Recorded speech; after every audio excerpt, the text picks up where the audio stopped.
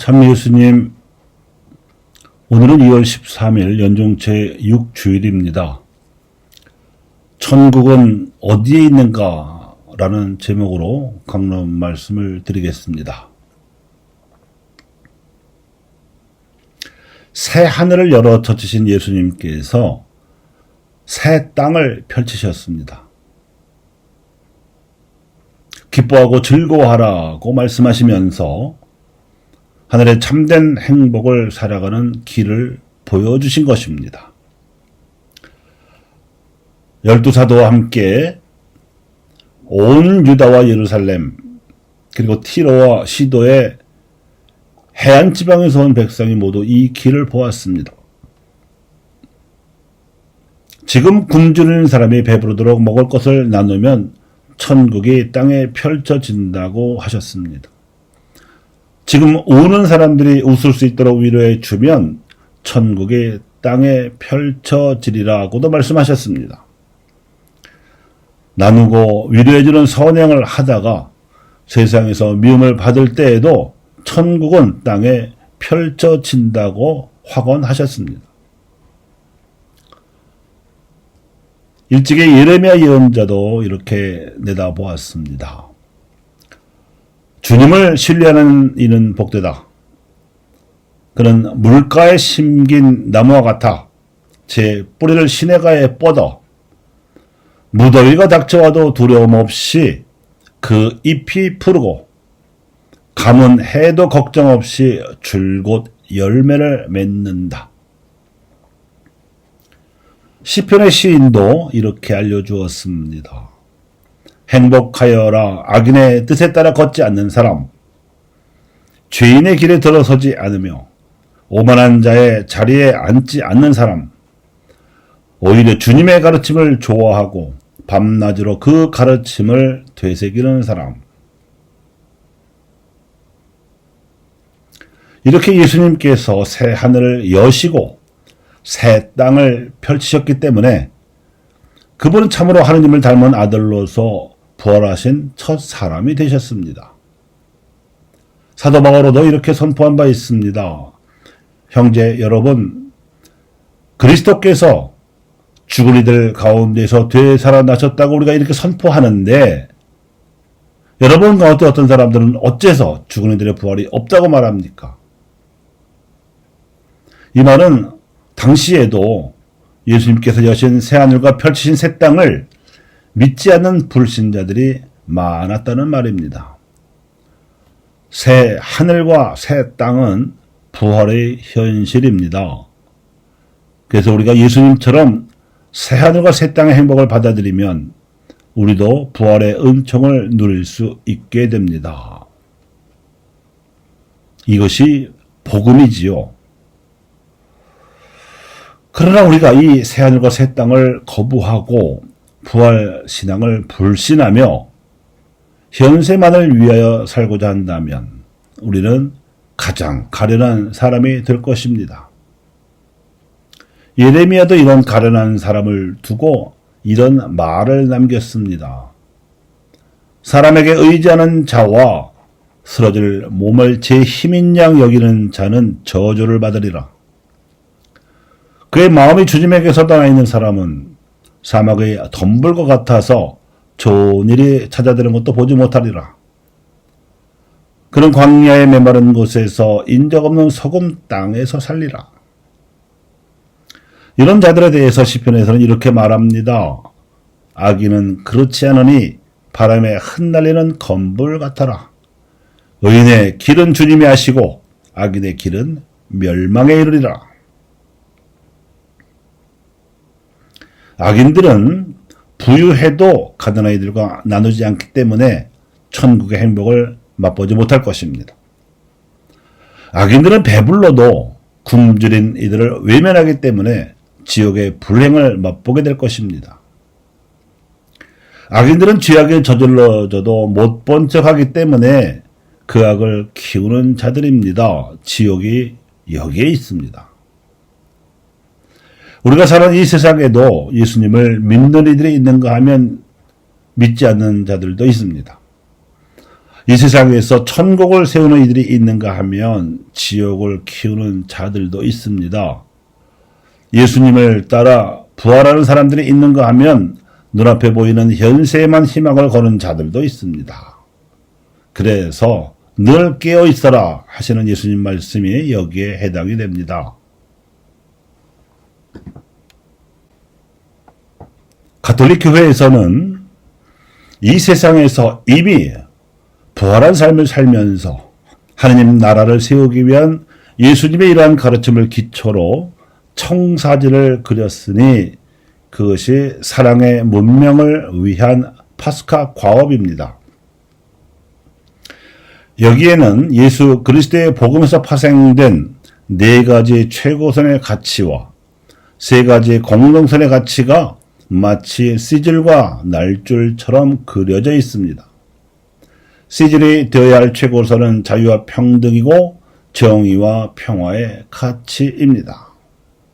그리고 날줄이 되어야 할 공동선은 인간의 존엄성을 중심으로 모든 이에게 공동선의 혜택이 고르게 주어지는 공정함의 가치와 특히 사회적 약자들에게 우선적으로 이 혜택을 주어지도록 하는 배려의 가치가 있습니다.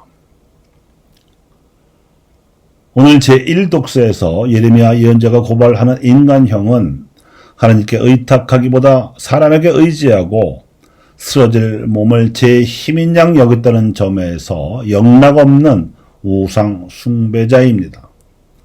그런데 그런 우상 숭배자들은 이스라엘 민족의 역사에서만 등장하는 것이 아니라 우리 민족의 역사에서도 등장합니다.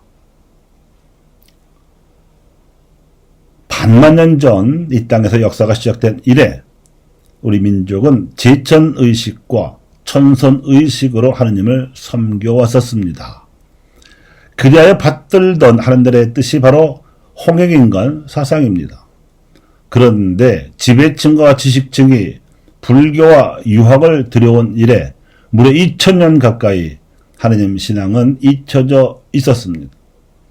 하지만 일반 민간으로 숨어들어간 하느님 신앙은 지배층과 지식층으로부터는 무속으로 취급당했지만 민족의 심성 깊숙이 자리 잡고서 마치 거대한 지하 수맥처럼 흐르고 있었습니다. 그래서 불교에서도 민간 신앙을 흡수하여 부모 은중경을 가르치고 죽은 이들을 위해 기도하는 칠성단을 절간마다 세웠는가 하면 유학에서도 민간의 효관념을 따라서 조상 공경을 하느님 제사 대신 했던 것인데 고약한 것은 조상 제사를 양반 계층만의 특권으로 삼았다는 것입니다. 조선시대 후기에 이 땅에 들어온 천주교는 지하에 흐르던 신앙의 거대한 수맥을 터뜨려 놓았습니다. 그리하여 기도교리로 제천의식을 일깨워 가족들이 모여 매일 아침 저녁으로 기도 바칠 수 있게 하였습니다. 기도는 재물 없는 제사입니다. 제사의 요체가 바로 하느님과 인간이 소통하는 것이기 때문입니다. 또한 평등교리로는 천선의식을 일깨워서 신분에 상관없이 모두가 하느님을 믿는 벗, 즉 교우로 지냈습니다. 당연히 노비로 데리고 있던 천민들은 모두 해방시켜 주었고 이들은 자연스럽게 열심한 천주교 신자요 전파자가 되었습니다. 제사 금지령 때문에 양반 신자들이 대거 떨어져 나간 후에도 천민 출신 신자들의 입교 행렬은 계속 이어졌으며 그 수요는 더욱 늘어났습니다. 치명자들 가운데 가장 많은 비율이 이 천민 출신 신자들입니다. 실제로 천민 출신으로 백정을 직업으로 지니고 있다가 입교한 황일광 시모는 나에게는 천당이 둘이 있어. 하나는 죽어서 갈 천당이고 다른 하나는 지금 여기서 양반 교우님네들이 나를 인간으로 대접해주는 교우촌이요 라고 고백하며 죽어갔습니다. 이렇듯 천주교는 기도와 평등에 관한 교리로 우리 민족이 하느님과 소통하는 길을 열었습니다. 이 소통이 우상을 숭배하던 우리 민족의 역사에서 제천과 천선으로 대표되는 민족 정체성을 일깨워 줬다는 점에서 얼마나 소중한 일인지 모릅니다. 하느님과 소통하며 믿을 수 있는 자유는 인간이 누려야 할 모든 자유의 기본입니다. 신분제도가 없어진 오늘날에도 평등의 가치는 더욱 요긴합니다. 정치적 평등은 이루었다고 하겠으나 경제적 평등은 아직 요원하기 때문입니다. 특히 가난한 이들이 주로 종사하는 비정규직 노동자들이 차별받는 일이 많이 남아 있습니다. 한 해 2,000명 이상이 일하다가 죽어가고 있습니다. 하루빨리 개선되어야 할 사회 악입니다. 박해시대 천주교 신자들이 사회적 차별에 저항하며 평등을 실천하고 신앙의 자유를 억압하는 데 저항하며 기도로서 하느님과 소통했다면 유신 독재가 극성을 부리던 1970년대에 등장한 사제들은 정의의 깃발을 높이 들었습니다. 일제 식민 통치가 되살아난 듯이 정치적 자유가 압살당하던 암흑 속에서 정의의 횃불을 들었는데 이 당시 자유가 탄압받아 희생자가 날 때마다 사제들이 성명서를 발표하고 나서는 그 메시지를 알리려고 시민들을 향해 시가 행진을 할 때마다 부르던 성가가 장하다 복자여 라는 제목의 순교자 찬가였습니다. 그야말로 순교 정신을 이어받아서 정의를 외쳤던 것입니다.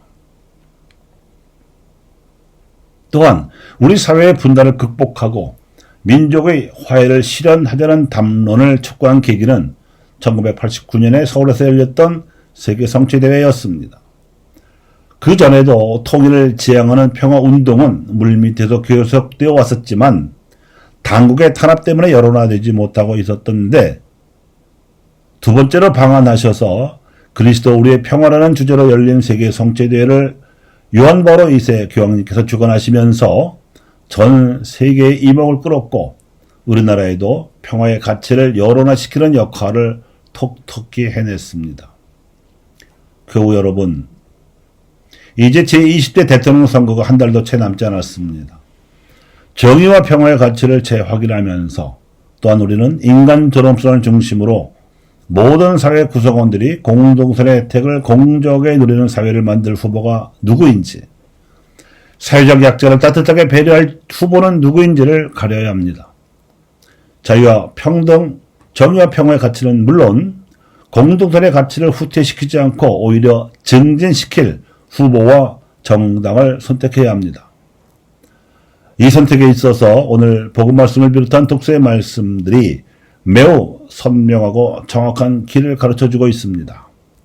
가난한 사람들을 행복하게 해줄 사람, 지금 굶주리는 사람들을 배부르게 해줄 사람, 지금 우는 사람들을 위로해줄 사람을 선택해야 합니다. 설사 이러한 선행으로 말미암아 우리가 누군가로부터 미움을 받거나 오해를 받는다 해도 우리는 하늘에서 받을 상이 클 것입니다. 투표를 공동선의 기준에 따라 행하는 것도 매우 중요한 복음 선포 행동입니다. 감사합니다.